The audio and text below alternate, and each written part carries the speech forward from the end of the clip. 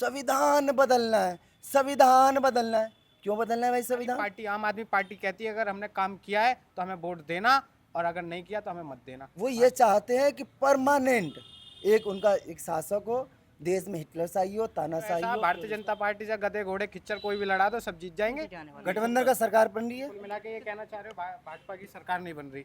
हमारा आम आदमी पार्टी का केवल एक मकसद था, दिल्ली की जनता, देश की जनता की सेवा करना। जैसे बोलते हैं भी जो राम को लाए हैं हम उनको लाएंगे, फिर भी वोट मांग रहे हैं जी श्री राम के नाम पर।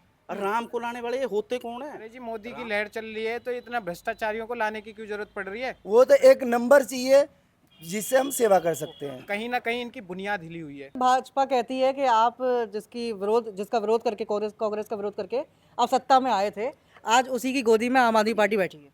देखिए, हमारा आम आदमी पार्टी का केवल एक मकसद था, दिल्ली की जनता, देश की जनता की सेवा करना। और हम जनता की सेवा करने के लिए आए थे, ना कि हमारे लिए इम्पोर्टेंट था कि मुख्यमंत्री बनना, विधायक बनना, सांसद बनना। वो तो एक नंबर चाहिए जिससे हम सेवा कर सकते हैं।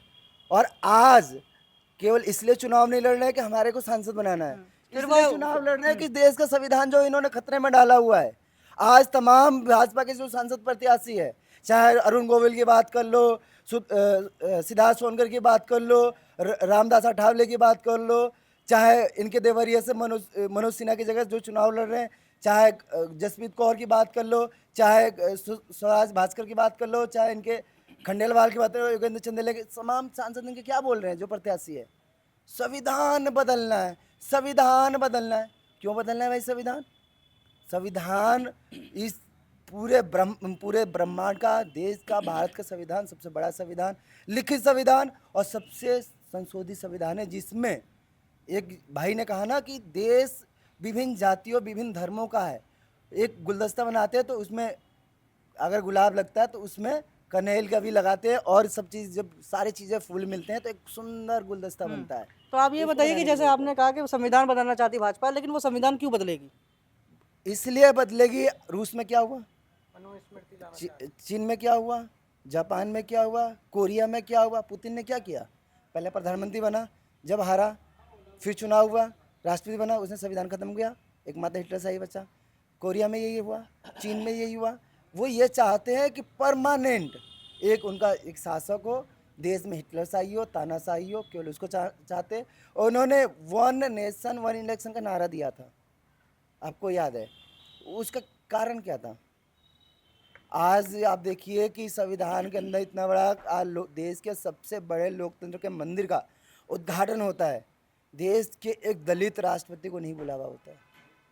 कितना बड़ा खिलवाड़ होता है, उस पद की गरिमा का खिलवाड़ है जो देश के संविधान ये कहता है कि राष्ट्रपति का पद देश का सर्वोच्च पद है, देश की प्रथम नागरिक होता है। उस प्रथम नागरिक को देश का लोकतंत्र का मंदिर बन रहा है, उसमें नहीं बुला रहे। आज हम राम को मानते हैं, वो भी कहते हैं हम राम को मानते हैं। राम राज्य का असली वास्तविक मतलब क्या था? राम ने, चाहे वो किन्नर हो, चाहे दलित हो, चाहे सवर्ण जाति हो, सबको एक साथ, एक सम्मान, एक अधिकार की बात किया था। आज इन्होंने किया नहीं किया, इन्होंने खत्म करने की बात करी। तो आप ये बताइए कि आप जैसे बीजेपी ये भी कह रही है कि अपनी पत्नी को केजरीवाल कैबिनेट में शामिल करेंगे, तो ये क्या बात सही है? इसमें कोई दम है? नहीं ऐसी नहीं है, तो मिथ फैलाया जा रहा है। और तो जैसे केजरीवाल जब जेल में थे तब भी वो चुनाव प्रचार में वो मुखर दिखाई दी थी उनकी पत्नी, तो क्या लगता है आपको कि आगे चलकर क्या कैबिनेट में शामिल होने वाली हैं? नहीं, इस प्रकार की हमारा कोई नहीं है। और पार्टी है जो हमारे हाईकमान है वो इन सब निर्णयों को लेता है, और आगे इन विषयों पे जो भी है वही निर्णय लेंगे कि पार्टी का आगे कैसा मतलब चलाना है और किस प्रकार से कार्य करना है। तो जिस तरह से जैसे आप भी कुछ लगा रहे होंगे आंकड़े के, जितने हमारी इतनी सीटें आने वाली हैं, तो आपको क्या लगता है गठबंधन की कितनी सीटें आएंगी? गठबंधन साथ तो सुपड़ा साफ है भाजपा की यहाँ से। नहीं, पूरी ऑल इंडिया में कितनी सीटें आने वाली हैं? गठबंधन का सरकार बन रही है, कितनी सीटें आएंगी? 300 प्लस। 300 प्लस। जैसे हमारे पास भी कुछ आंकड़े आए थे, जैसे उसमें दिखा रहे थे कि भाजपा 260 सीटें ला रही है और गठबंधन 250 सीटें ला रही है, ऐसे कुछ आंकड़े थे। कुल मिला के ये कहना चाह रहे हो भाजपा की सरकार नहीं बन रही। 260 का मतलब तो यही हुआ ना। देखिए अब मान चुके हैं, ये तो हमारे आपका सवाल ही नहीं बनता जब आपने खुद स्वीकार कर लिया कि सरकार नहीं बन रही, तो इसका मतलब यही हुआ इंडिया गठबंधन की सरकार बन रही है। और इसके लिए हम आपको मुबारकबाद देते हैं।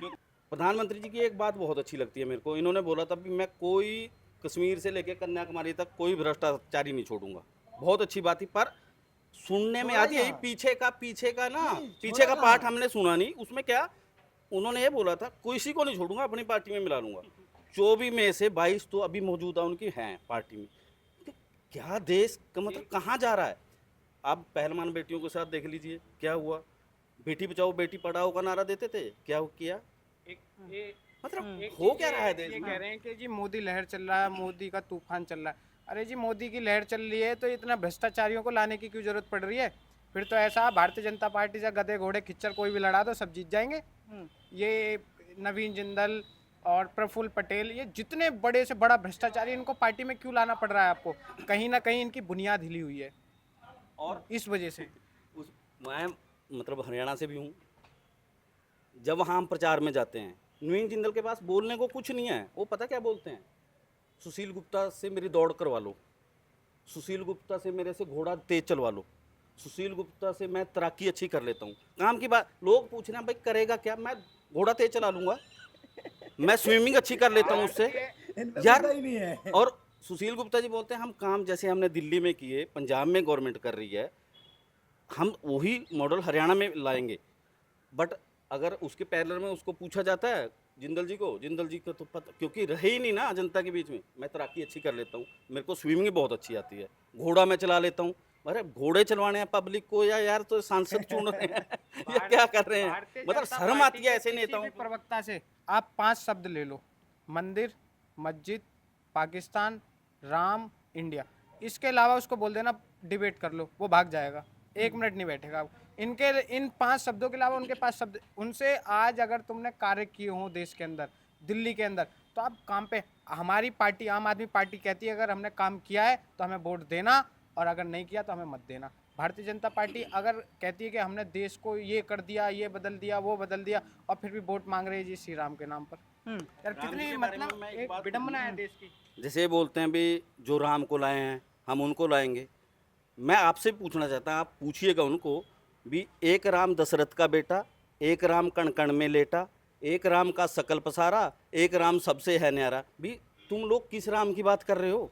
एक बार ये पूछना, ये मेरा मतलब आपसे आग्रह है, उनको पूछना भी आप किस राम के। राम तो इतने राम हैं, किस राम की बात कर रहे हो? कौन से राम को लाए हैं? और राम को लाने वाले ये होते कौन हैं?